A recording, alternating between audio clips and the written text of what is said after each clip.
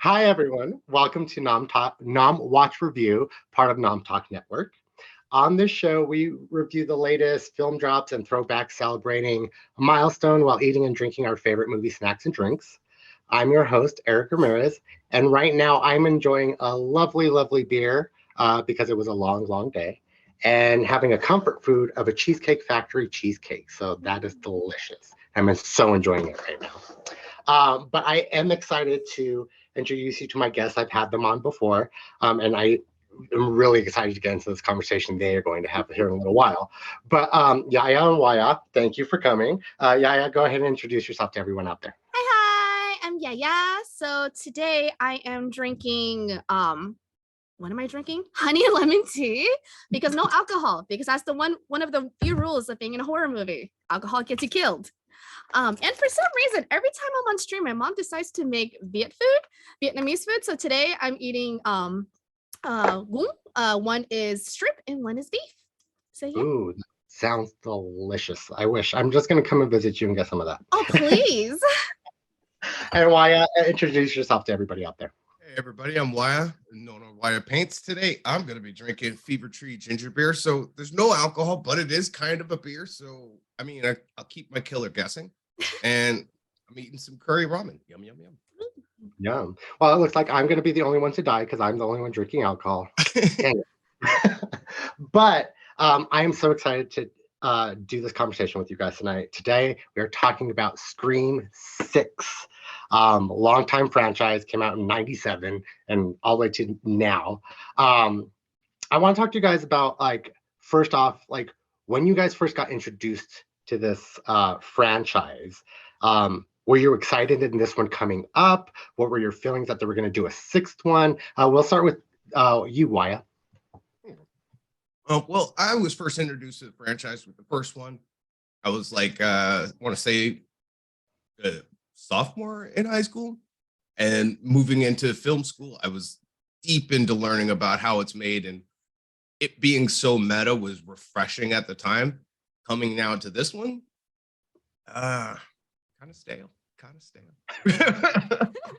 We'll get into that here in a second. Yaya, what was your thoughts of this coming up sixth one and your franchise, and what was your experience with it? So I remember long time ago, because I actually did not get into horror movies probably until like early 2000s, because my parents didn't let me watch horror movies as a kid. But I remember my cousin in like the 90s like dressing up as Ghostface, and that's how it's very iconic for me. I love the first one. The first one is, I adore the first one. It's probably one of my favorite slasher movies. And I was actually really apprehensive. I was kind of like, oh, really? They're making another one? But then I watched it. I adored it. So I'm right there along with you. Like, this is one of the, well, I've seen a lot of scary movies, but this franchise is one of my favorites. Give me Nev Campbell, which unfortunately she's not in this one, which is understandable, and we'll get into that too. But this is one of my favorite horror franchises, and I don't think they've done wrong with any of the movies. agreed. Speaking of that, we are going to go into popcorn ratings before you guys get in your conversations. I'm giving it a 5 out of 5. I completely enjoyed it. I loved everything about it. The gore in this, I thought, definitely upped the ante. And the killings of it, how just brutal they were, like, threw me off guard. Plus, the killers at the end threw me off as well.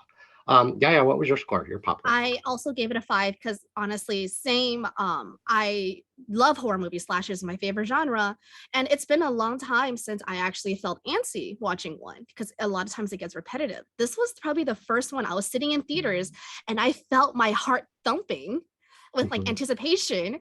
And again, same thing. The ending, I did not expect that at all. I thought it was someone else that was Ghostface, and it really surprised me. And Waiya, your popcorn rating for this wonderful movie that we think. Oh, yeah. This is where I'm going to get some hate. People are going to start throwing bricks, but I'm going to give it a 1 stale bucket of popcorn. And I think that is being charitable. R.I.P. Wes Craven.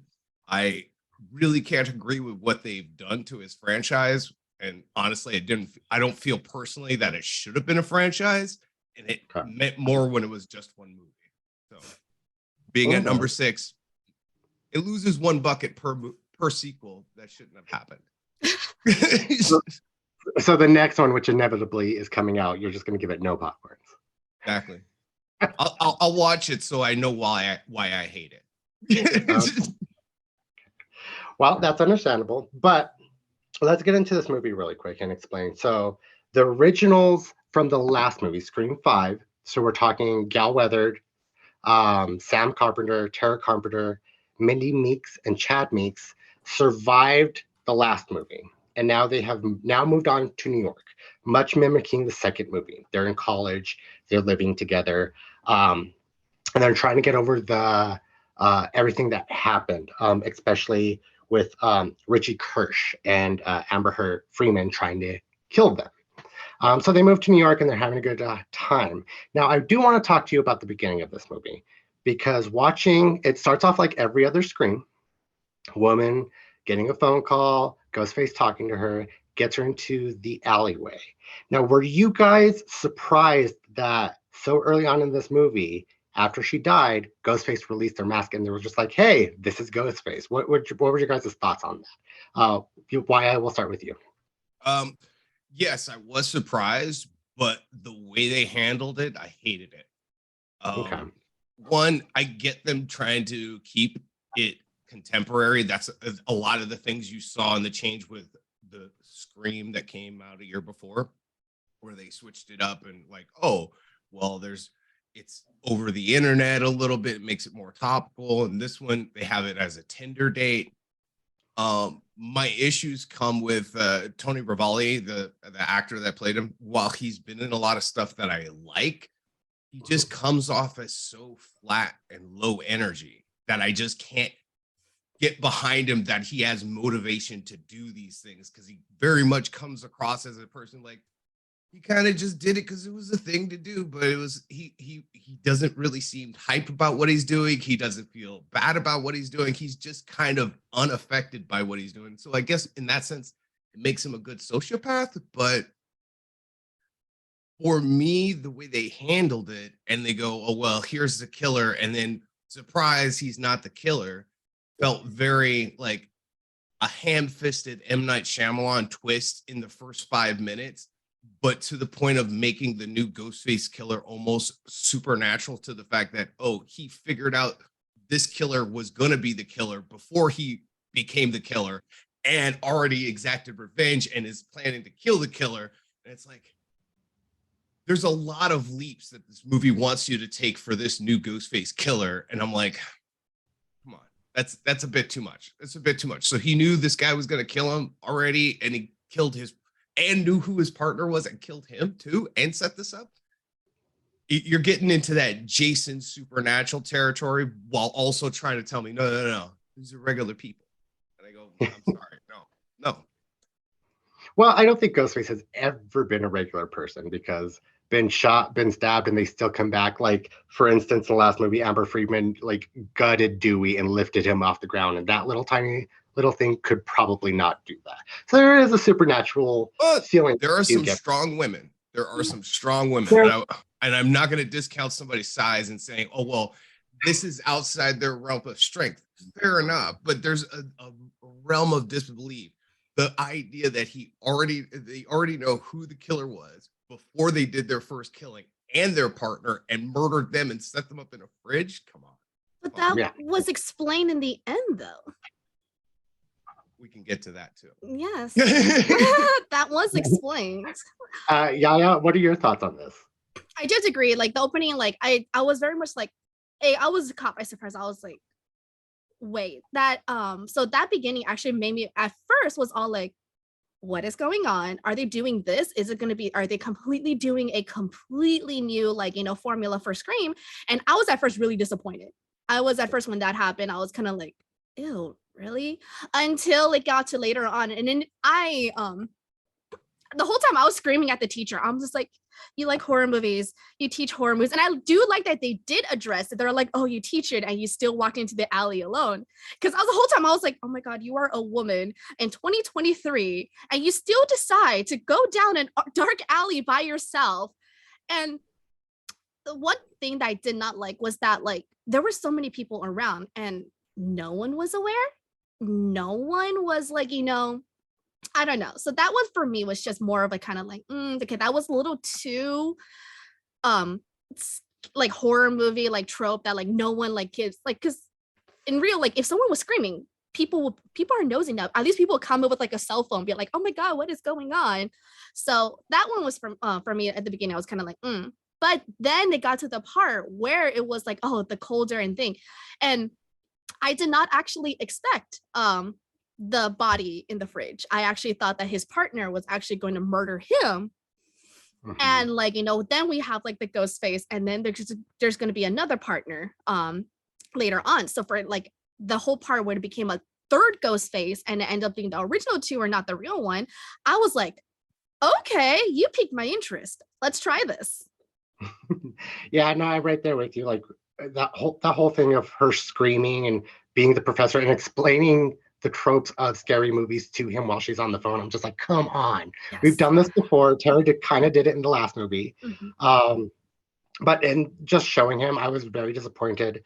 I was like, is this going to be on the point of view from Ghostface trying to kill them? Because that would not have been Scream at all. Glad that Ghostface did come after them. And like you said, they do explain it later on. Kirby explains it to the dad. But getting into this now, moving on, you find them in the fridge and everything like that. And then you meet Sam, Tara, the roommates, and their new roommate, Quinn, and the girlfriend, Annika. They've now found out because Sam's ID was at the murder scene, and they find out Ghostface did it. But what I find interesting what this movie did was that he was leaving the masks of the previous Ghostface at the scene. So this one left Richie Kirst and Amber Friedman's at the apartment right next to her ID. So it kind of was like, okay, who's doing this? Why? And then Kirby comes in, and she is now FBI agent, which, Yaya, you can explain now what she explains to the officer. She's an FBI agent. She comes in because she's been tracking these cases since it happened to her, anything ghost related. So Yaya, go ahead and explain how everything was broken down with that first two Ghostface killers and how she explained it to them. Oh God, I don't remember. Well, okay, so she was saying the first two Ghostface killers that just died at the beginning of this movie, Kirby has been looking into them this whole entire time. Anything Ghostface related, she's been looking. Oh yes, okay. But then that's not until later on she was looking into them and that kind of stuff. But it was later with Gail and everything that they found the theater. Like they were like basically what's that thing called? Trust fund babies, and they have the ability and that kind of stuff, and they just obsessed. And it was just that. What I do like about this movie is that it actually breaks down all of the previous sequels up to the first movie. So this is, I personally feel like when she explains like to the officer about like everything, this is such a good movie if you never watched the Scream franchises, because it actually lists everything down up until the point that's going on now. And then they're trying to figure out why this Ghostface is leaving the mask behind. And why is it counting down? Because what was it? They left number 5, 4, Richie. Yes. And then 4 was at the bodega. 4 was at the bodega. 3 was at Gail's house. Yes. The only 2 they actually didn't leave were Mickey's and Stu's. But that was until the end. Yeah. But I did like that they were throwing it back. I do like that as well. Waiya, what are your thoughts on them trying to throw back with each killing that they were doing? And leaving the mask and trying to bring in the others. Honestly, I stepped out to use the bathroom during this part, and that's why I don't remember going into whole detail, but I remember talking to my friend afterwards, and I was like, you know what? It's really sad that this whole franchise is kind of pre-dedicated on the fact that Sydney's mom had an affair with a married dad, because that's what started the first one, and then the second one is the mom coming back for revenge for her son dying, trying to go on a murder spree. Then you have the long lost half brother that wants revenge because he wasn't loved. And then you've got the cousin that just wants to be famous. And then you have the rich kids that are bored and want their franchise to be the way they remembered it. And it's just, it was kind of sad that it all boils down to, oh, this woman had an affair and we're going to, pretty much everybody blames this woman and everything that comes up afterwards because she did this thing that we don't even meet and was murdered on top of things because of that. It feels like a lot of times in this movie, there are twists for twist's sake. That's why I'm saying that M. Night Shyamalan, like, well, it's expected, so we've got to twist it harder. And it's like, stale. Could have come up with something brand new. If this is going to be a reboot and redo of the whole thing, get a new motivation instead of literally linchpinning this on the previous 5 sequels that now you have to have watched the previous 5 movies for the motivation here to make sense as they're counting down. You know, it seems too self-referential if you want to start a new thing. You know? Okay. But that's what Scream is known for. Yeah, but it can't be a new thing if it's basing its plot on you watching and knowing these previous 5 movies. But at the same time, that's why 5 and this one is so different, is because it's new. It's like it is a new motive. These two, with number 5, with Richie and Amber, completely different like motive compared to all the previous, which was more related. This one was more selfish, that they had interest, and this one, the killers are related to those two. It does rehash everything, but at the same time, it does start a completely new timeline in its own way. My 2 main points here is, one, even though you're saying that this is a new thing, you literally use the word rehash, and 2, they put the number 6 after this. So even the movie makers are saying, no, this isn't a new one. This is a continuation because we have the same characters in the same world with the same timeline. If they wanted something new, they can write something new. And, you know, that's kind of an argument for a lot of things that are coming out of Hollywood these days, is they're rehashing the same thing and calling it new, but then also hanging their hat on the previous plot lines and making sure that, oh, well, you remember this, you like that movie, so you'll like this one. I should like this one without having to see that movie if this is something new, you know? And unfortunately, that's where it lost the plot for me. But like with the 5, you can actually watch number 5 without watching all the other ones. You can actually just maybe number 1. Like, but that they reference that anyways, because it's in a way the whole movie within a movie. But number 5 also rests on the idea that you understand who Billy Loomis was and why he was important, because now we have his secret daughter, and it's always these secret family connections. It's my same issue with the continuation of the Star Wars franchise, where it's solely based on your love of these previous characters within the franchise that'll hold you over to see what next will come. And it's like, oh, well, if you like the Skywalkers, we'll give you more Skywalker and we'll give you more Solo, but this is a totally new movie. We want you to love these characters, but then we're going to shoehorn the old characters in, because without it, we don't have faith in what we're writing, because we have to have these old characters come in, and hopefully fans of Courtney Cox will come and see this movie because they want to see what happened to that character. And it cheapens the argument that this is brand new, when the plot revolves previous plots. The characters from previous plots are brought forward to give agency to these new characters. I get what you're saying about like it saying that it's new, but it's still drawing on the old thing. But like Yaya said earlier, that's the Scream franchise itself. That's what the entirety of this thing was built on. That's fine. What I enjoy about these new ones, the last one and this one, is the fact that the last one isn't going after like Sydney, because it's always going after Sydney, and all the other ones, it's always Sydney. The last one is the fans of the Stab movies are now going and changing it and doing it. But also the fact that Bailey Loomis's daughter is now taking a dark twist for me, to where the final girl is not like sweet and peachy and everything like that, like Sydney was. She is demented, and she is, for lack of a better term, a sociopath psycho. Because look at how she kills them. She doesn't mind it, and she even says it herself. She loves doing it. It feels right to her. So that's the twist that I love that they're taking this movie. Now, what I do want to say is I do want to jump and finish off talking about the movie and what it did, because I want to get back into these killings and these characters.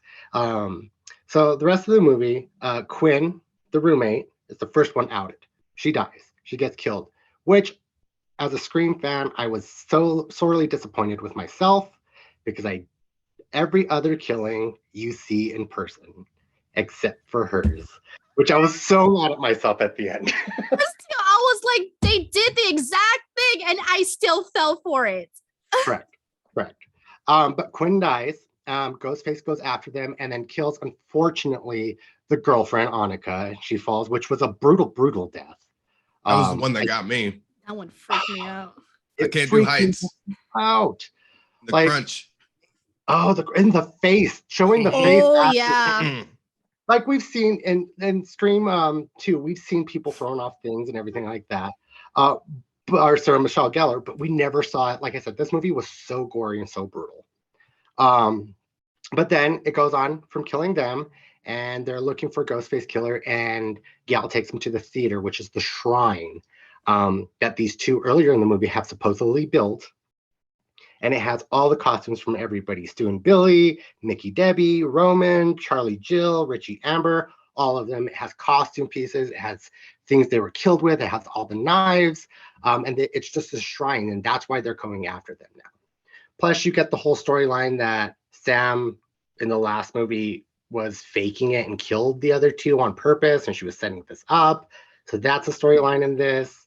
And then the cops are fighting each other. Kirby and Dylan, what is his name? Dermot Mulroney, the father, are like fighting each other and trying to convince each other that they're bad. But conclusion of this movie, we end up on the train. One of the twins, what's her name? I can't remember.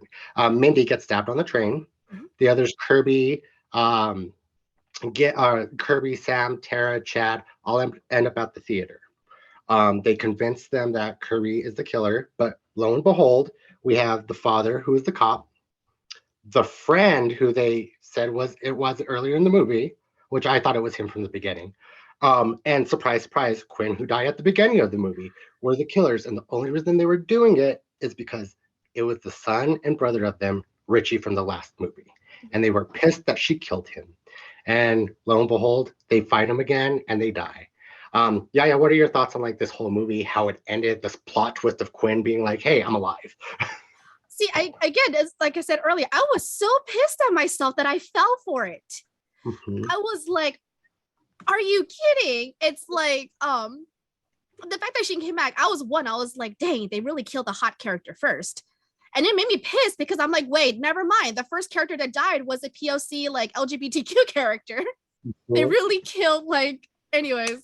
But see, I did not expect, like, I was still very much hung up on like, oh my gosh, I was actually expecting like I was expecting Kirby.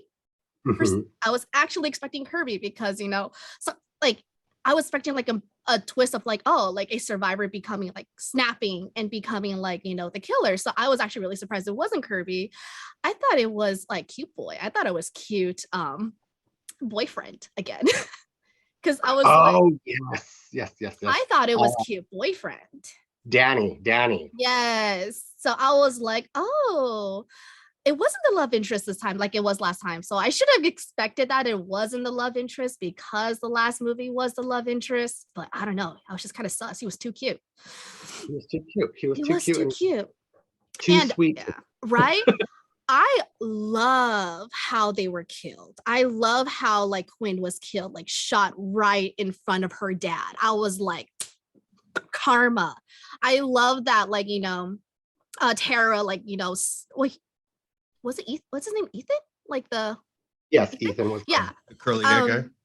I love like, that sequence. And so I just love the idea of like, because I'm vindictive. I love the fact that their father had to see his kids die right in front of him all over again before and I love, of course, like Sam putting on her father's costume and like, killing the father as well. So I love the whole like roundabout, and I love all the throwbacks. Like when you saw the TV with Stu Macher, and then like Herbie hinted that like, oh, maybe Stu Macher isn't dead. And I'm like, please let Matthew Lillard come back, please. That would have been good. That would have been a great twist. I would have loved that. That was a big theory online on YouTube, It TikTok, was. everything that Stu was alive and he was the killer. Like, I was really hoping for that as well because I actually really did enjoy that character. I love him. But bring back Kirby. I loved Kirby too. I didn't want her dead. But yeah, no, it was. I loved at last end of that movie, where shooting Quinn in the head and Tara stabbing him in the mouth. That was just and like twisting. Ooh. I love the kills in this one. Why? What are your thoughts on the rest of this movie and the ending? All right. Honestly, for me, the climax was the weakest because that's when the acting really got like community college entry level improv, because people's acting was just like all over the place, especially the daughter. She was just like, and it was just so. It took me out of the moment. She didn't come across as she's finally getting her revenge. It seemed like she was just like having a pretty good time, and she wanted to seem scary, but it wasn't scary. When it comes, and also the dad, just the verbose monologuing, and why you go, yeah, but that's the Screams franchise. It's, again, you can't have your cake and eat it too and say it's a completely new thing when they're rehashing the same idea, the same tropes they've done from the first movie all the way through. Like, there's going to be we're in a movie scene. And it's like, okay, how are they going to write this one? And it's pretty much the same. The quirkiest character is out there trying to befriend the audience, being like, hey, I'm on your side because this is how these movies go. And it's like, okay, fine. But then having, again, one of the killers was thought to be killed before. This is like the fourth time in the series that they've done this. Oh, switcheroo, they're really the killer. In fact, it happened in the very first one with Billy Loomis being stabbed and you thought he was dead. And then he comes back and he's like, oh no, really, I'm the killer. They do it a lot. They do it a lot. And just there's moments where they want to pump up the Ghostface killer as almost mythical, like in the bodega, where they have the Ghostface killer literally dodge a shotgun shot at point blank range. Just dodges it. Okay. But then here later on, girls walking up to her knowing she has a gun and she only has a knife, and she's taking her time trying to seem sinister instead of going and killing her, getting her revenge. And then it's like, yeah, you get the gunshot to the head. Okay, it was powerful. But then you have the dad standing there with his gun, who was planning on shooting her and trained with it, seeing his kid shot, doesn't immediately just go, you know what, blah, blah, blah, blah, blah. It's kind of mind-boggling, and it's frustrating. Because on one hand, the script wants you to treat it as, oh, we're really smartly written because we're meta and we're subverting expectations, and yet doing those exact things that every other movie does. And just like, oh, we're going to have a monologue because that's what Scream does. But it goes to a point of ridiculousness. And yeah, okay, stab the guy in the throat, in the mouth. That was beautiful kill. But his small monologue just reeked of neediness, because he was like, oh, we'll make him this incel, and we'll make him this extreme caricature of an incel. And the thing is, when I watched it, the thing I was reminding of is the actual incel killer, Roger Elliott. What was it, back in like want to say 2007, where he put up his video manifesto before he went and killed like 3 or 4 people, shooting, going to a sorority as his reason for doing it, and was honestly bullshit, man. Sorry, but the fact that they go ahead and make the killer this incel killer is just it's such bad taste, because that's kind of the thing that Roger Elliott was going for. He wanted that notoriety, and now they've kind of made it the central part of this movie. While it's my personal commentary on art imitating life, it wasn't written well. It wasn't acted well. And the whole climax just fell apart for me on top of all that. Because you got one character stabbed in, or one of our main characters stabbed in the stomach, but she's able to stand up and walk around fine. If you've ever been stabbed in the stomach, you cannot stand. It's debilitating. And they've got the other one stabbed in the shoulder, but is able to Rambo up the other person. It's like, you want realism or do you want sensationalism? And they're trying to play both sides of that coin, and it just falls apart for me. Okay, I get that. I am going to jump into the chat really quickly because Q, hey Q, has redeemed hydrate for all of us because we have been talking for a minute. Hydrate. Thanks so much. I do want to do another thing though. Q does say that he does agree with Yaya, and it's like each sequel you try to figure out who is using Ghostface as a vehicle for these killings and these movies. But I think being number 6, bringing new characters into the franchise and giving new blood to it, I do understand Waya's point, but sometimes you can't too picky with how you want the characters in the film to your satisfaction. So he agrees with both of you. But I get what you're saying with it, with them going back and everything like that, and just rehashing. But like you said, and I said, bringing in this new characters, kind of switching it on its head with the bad daughter and everything like that. It is bringing in a freshness and a life. Another thing that I did want to get into is what I think is bringing it into a new light too is these killings that Ghostface is doing. From the last movie to this movie, they're just getting more brutal and more intense and more mind gamey, I think, a little bit. And it's also not specific. That's what's scary about this one. They're not specific targets all the time now.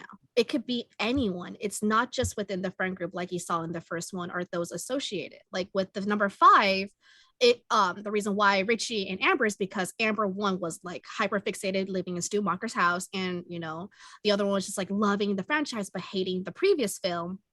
And a target specifically was to create a new movie with Sam, because Sam is related to Billy and that kind of stuff. But this one, like the fact that they went to a bodega and they're just killing random people in public, that's like something new to, that's like, for me, I remember correctly, like something new to Ghostface that's usually not you've seen in the previous ones who have specific targets.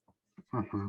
Yeah, and in previous ones, like you've had random people die, like cops or something like that, like security guards, but you've also had a character to them. They have been introduced. You get to know them a little bit. This is the first time I think in the Scream series that he's just killing random people just for the shit of it. Like killing 3 random people in the bodega has never been done. Him using a shotgun like that has never been done. The Ghostface, I think they're building on it and making it a little bit more frightening. To be real. What are your thoughts on this, Waiya? While I hear you with the new cast and bringing fresh blood to the series, that's something they did with every iteration of this franchise. You had their core characters, and they'd introduce a new group of characters who could be the killer and who's going to die. It really hasn't changed the formula. Just this time, they're not having as many returning characters back. In this case, it's only Gale. But they still mention Sydney, and she's in her safe house, So while I can appreciate that and having these new characters here, it's still kind of the same old, because again, for me, they could have been completely disconnected from the old franchise. They could have just said, hey, here's these new people, and these are new killers that are killing them for absolutely new reasons that has nothing to do with the previous ones. then I would have been with you and say, hey, this is a complete reboot of this franchise. But it definitely feels that the writers were not confident in their ability to just write something new. And they were like, well, we need to get the old returning people interested in seeing this. So we're going to bring back Gale. We're going to have this storyline that hinges on having the information of those previous killings beforehand so that you will be shocked that we're doing it this way. Same thing with the opening killing. Like, hey, we're going to still open it with the same style of Scream killing opening, but we're going to twist it so that people that have seen the old ones will go, well, this is new. And it just, honestly, it just feels very try hard. And while I love the costume direction and like, yeah, the gore, the masks look amazingly well weathered, because that's what I was like, that looks beautiful. How they weathered those masks to go, okay, that mask does look like a 10-year-old mask. You know, it looks like it's been through some trouble. But then there's also ham-fisted things in the writing that go, oh, well, it should be pretty obvious who this is, because I'm like, how are you going to get all of this literal murder evidence collected in this one place without having access to all this literal murder evidence? So it's like, I mean, to be fair, most of the evidence is in Woodsboro anyway, and Woodsboro has been broken into several times, and files have been taken and everything, because I don't think cops in Woodsboro actually are very good. No, not at all. And remember, like, the dad is a cop. It's going to be easy for him to access all of this stuff. Yeah, that's why I'm saying it was kind of, it was stupid of me not foreshadowed. Yeah, it was super foreshadowed. Like, yo, how are they going to collect all of this cop evidence and just have it hanging out in this abandoned theater without having literal cop credentials to get access to it? Because like they even had like, oh, this is the duct tape that one of the boyfriends was duct taped with, and a mannequin with the jacket he was wearing. There's just way too much evidence memorabilia. In Scream history was Steve. That was his. Yeah. There was just way too much Scream evidence memorabilia there for them not to be connected with the cops. But as soon as I saw that scene, I'm like, okay, definitely going to be a cop.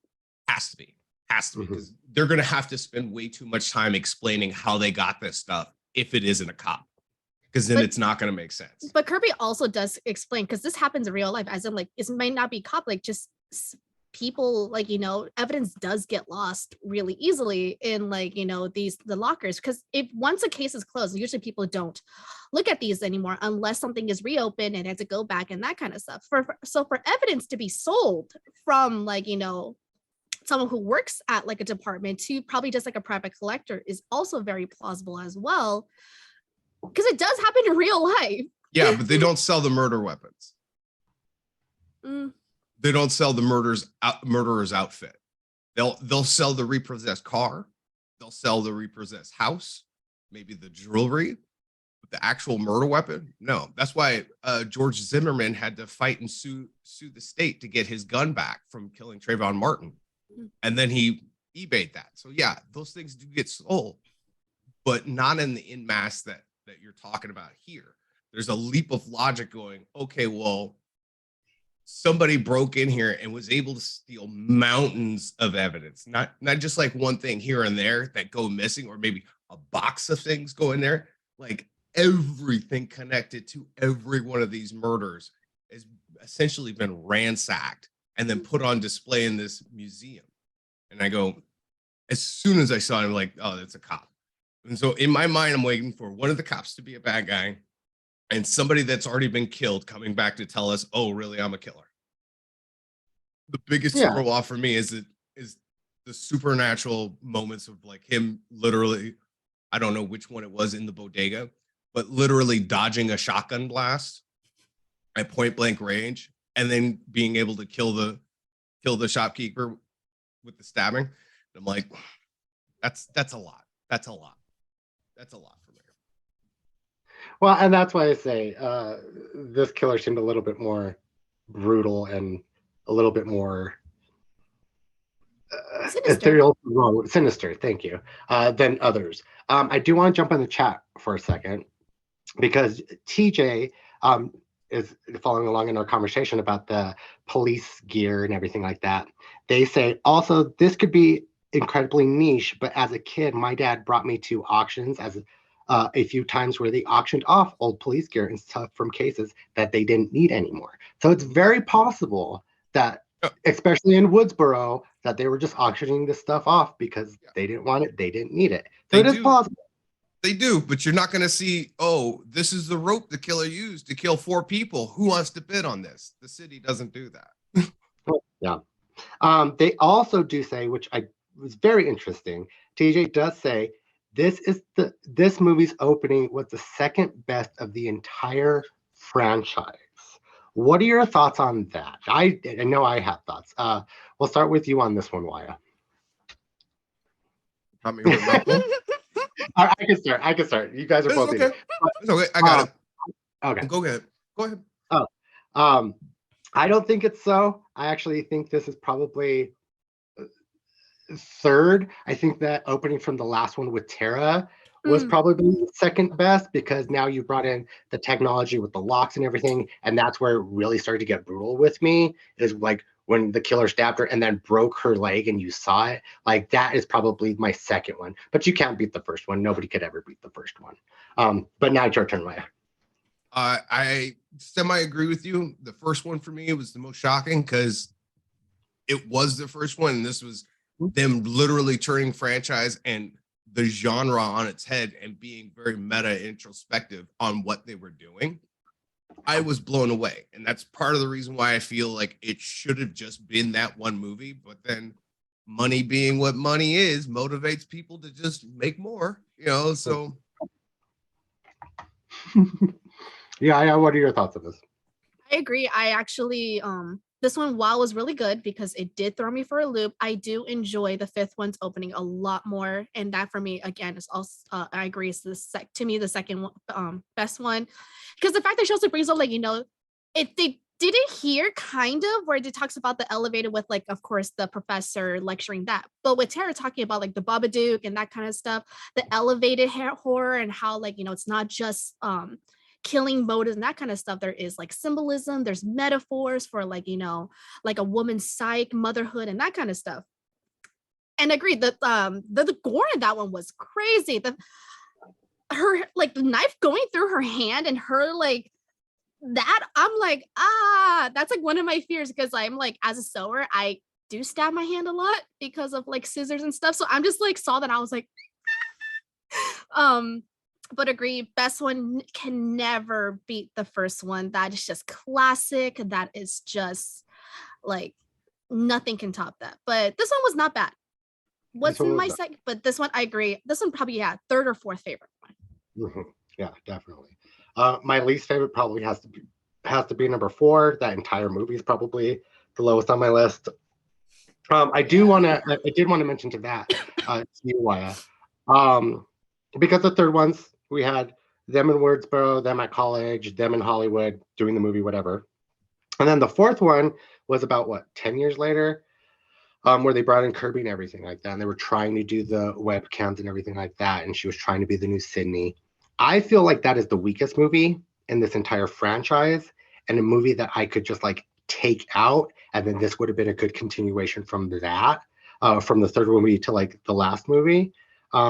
I think the fourth one for me kind of changed the franchise along with what you're talking about. If it's the same old hat and there's nothing new and they're bringing people back and back and back.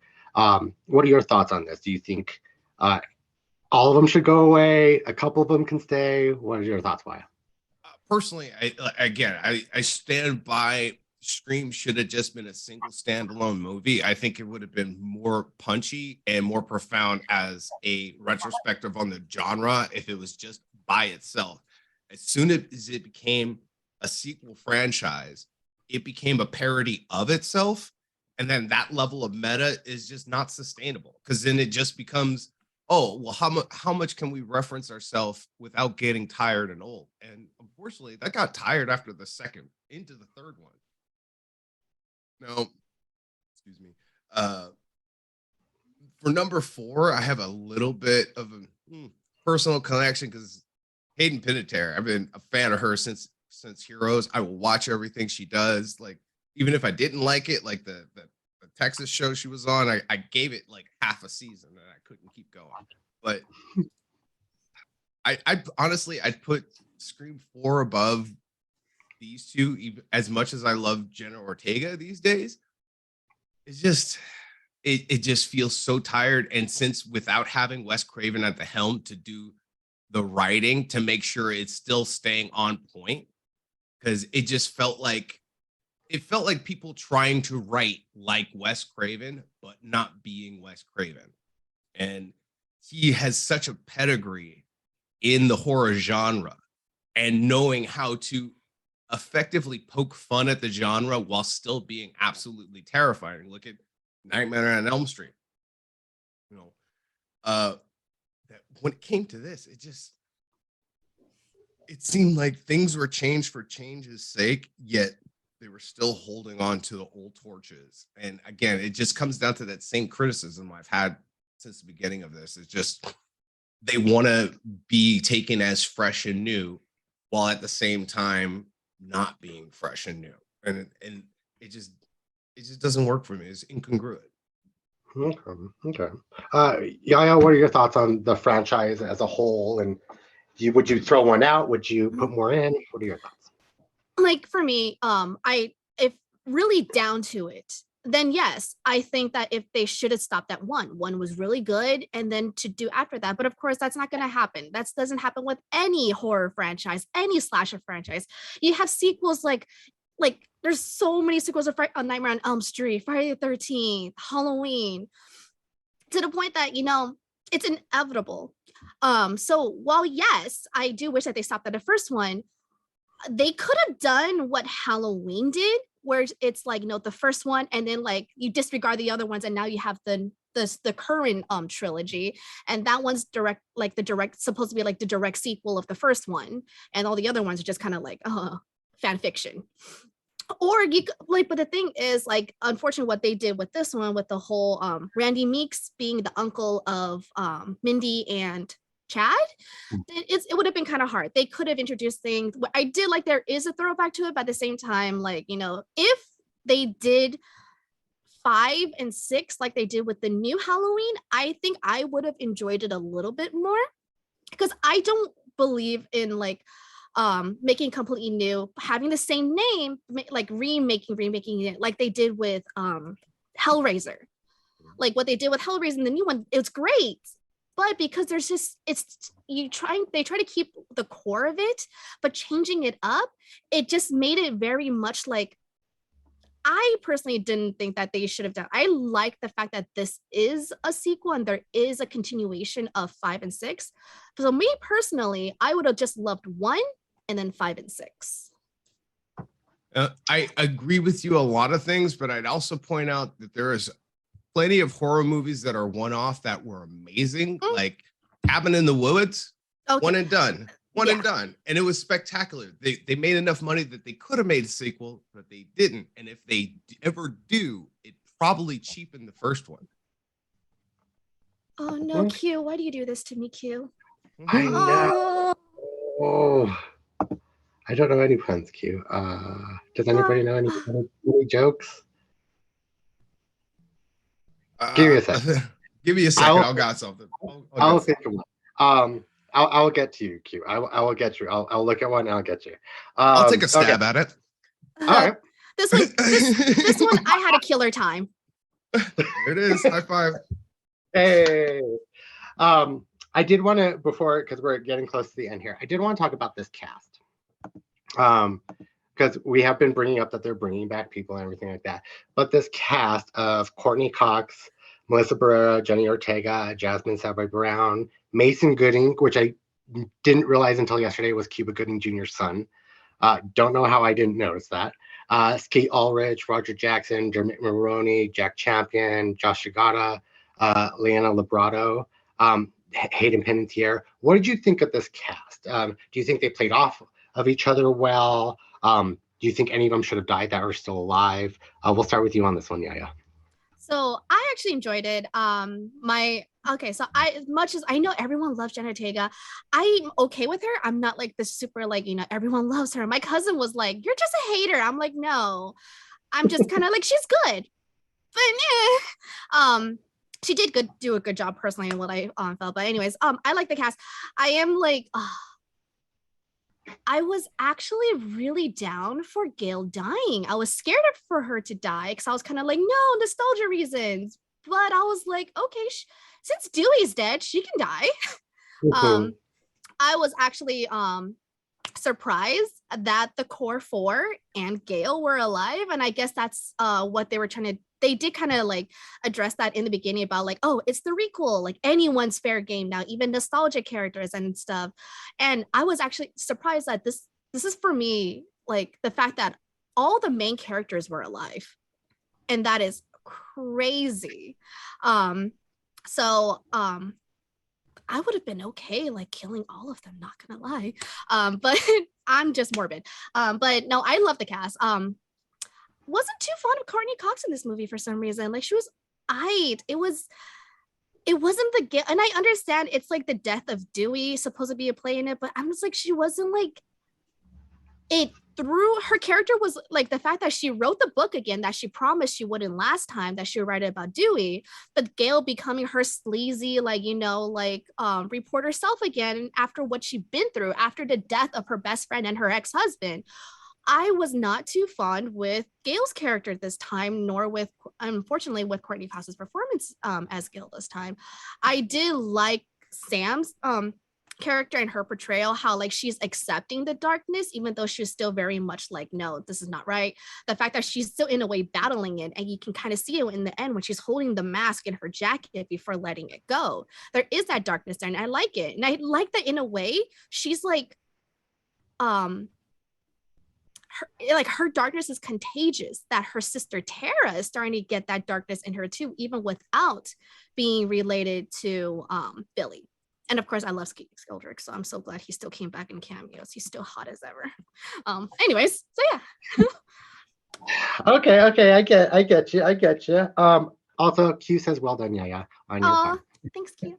Waiya, what are your thoughts on this cast, and do you think anybody should have died? But I mean, all of them. But Well, like I said, I love Jenny Ortega. She's blowing up right now. No hate on her. Love Hayden Panettiere. My biggest issues was again with the writing, and I don't think that I don't want to knock a lot of the new cast for their portrayal of their characters, because I think it comes down to the poor writing they were given, especially Gail. As you all pointed out, they had her do a 180 on her entire character arc that took 5 movies to flesh out. They made her do a 180 off screen and just said, oh, she's back to how she was in the first one, remember? And it's just like, why though? You give no reason other than, oh well, she's back to her old motivation. She wants money and fame. And it's like, come on, dude. Like, we spent 5 movies of character growth, and then you just throw that out the window off screen. It's kind of like the monologuing at the end with our killers monologuing, explaining their individual motivations, and you have your incel killer going, they had to roommate with a literal Chad, and it's like, come on.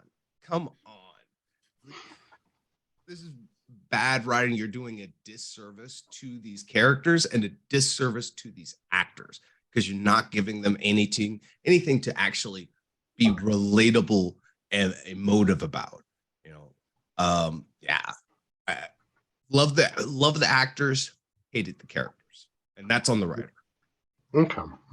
I agree. I love all the actors. I agree with you, Yaya. Courtney Cox just wasn't my jam. This one, if she would have died, and I would not have been sad. I mean, I would have been sad, but like, okay, you're dead. I do wish one of the 4 died off though, either Mindy or Chad. Hopefully not Chad, now that he's kind of with Tara, but one of them should have died. A lot of stab wounds to survive. But he was pretty much stabbed like Dewey was stabbed in all the other movies. Yeah. He got a few to his chest though. He should have. I don't know how. Well, that was like adrenaline can does wonders. Yeah. It also depends on the leg you lay too, whether like Yeah. I do want to jump in the chat because Q has suggested a poll. He says, which I do want us to answer. Which horror franchise character is more scary? Ghostface, Pinhead, or Jigsaw? Why? What are your thoughts? Ghostface isn't even on the list because it's always someone different. Pinhead and Jigsaw are hard for me to balance out because Pinhead absolutely enjoys what he's doing and wants it to happen to him. The Xenobites find pleasure in absolute torture of themselves and others, while Jigsaw is relatable on a level like, yo, I could see somebody at the end of their life just making a list of all the people I'm going to take out with me. I start bringing candy bars to work and going, hey, Steve, I know nobody talks to you, but I'm cool, right? That's some real talk right there. I don't know. Pinhead and Jigsaw are up there. Maybe you give it out to Pinhead because of the supernatural unkillableness. Okay. Yeah, what are your thoughts? So out of these three, for me, it's Jigsaw. Like Ghostface, yeah, it's because it is the Ghostface is just so human every single time. It's just always someone different. Pinhead, see, I think if I've addressed on stream before, I'm a freak. And so like the fact that like I'm like Pinhead is like low key, like, you know, kinkles, not gonna lie. So that to me is not like super scary, like, you know, even in like the remake, I'm like, oh my god, the remake does the character so well, I personally feel. So definitely Jigsaw, because of how the realism is, like, you know, he's not he's in a way the victim of society, of our capitalism, like society, like capitalistic society, and that kind of, to the point that he's all like epic. Because I'm just like, dude, I agree with why I was saying that, like, this seems like anyone can just become like become Jigsaw and does like same motive, everything, just because they're pushed to the point by our society and the expectations and, like, you know, like all the things that we have to give and the little that we can take. So definitely out of these, I agree, Jigsaw is the most scary, but there's not listed, there's so many more that are scarier. Like for me, I love Art. Same for me, it's Art the Clown, but also the same time, I'm like, I love Art the Clown. So love Art. No, I'm right there with you. Ghostface is probably the bottom of this list for me because it does change every person. Pinhead's right in the middle because there's the supernatural about it. But Jigsaw, right along with you guys agreeing, it's a normal person just breaking out there in their little life. And this could be anybody. I mean, we have serial killers who do this on a real life basis. So that is the most scariest one to me. But before we wrap up, I do want to guys get your final thoughts on this movie. Would you recommend it to people? Or would you see it again? We'll start with you on this one, Waiya. I would recommend it to people if you wanted to get together and rag on a movie and, like, you know, have a little herbal inhalation and just be like, hey, this is stupid because of this. And I've had great times with the worst movies that way. So, like, if you're going in with a grain of salt and having fun and ready to pick apart a movie from a film student's perspective, yeah, absolutely. But if you want to enjoy a movie, no, not at all. Okay. And yeah, what are your thoughts? As I said, like, I recommend it. I think I really, really enjoyed it. And yeah, no, I would definitely watch this over. Probably this and the first one might be the ones that I like, because the first one, of course, but this one is probably one of the only franchises I probably watch over and over again. I thoroughly enjoyed it. And again, like, if you have not seen any of the Scream movies other than the first one, I totally recommend this one over even number 5. I think this one does such a nice recap of everything and explanation of motives and characters and that kind of stuff that you won't get super lost. So I personally said, yes, I do recommend this one a lot. Okay. I'm right there with you. I do recommend this movie. It's one of my favorite ones that has come out besides the first one. I mean, I do love the other ones because this is my franchise, but this one I do recommend to everybody. It definitely made me hopeful for the franchise again a little bit, just because of the horror. But yeah, definitely go see it, everybody out there.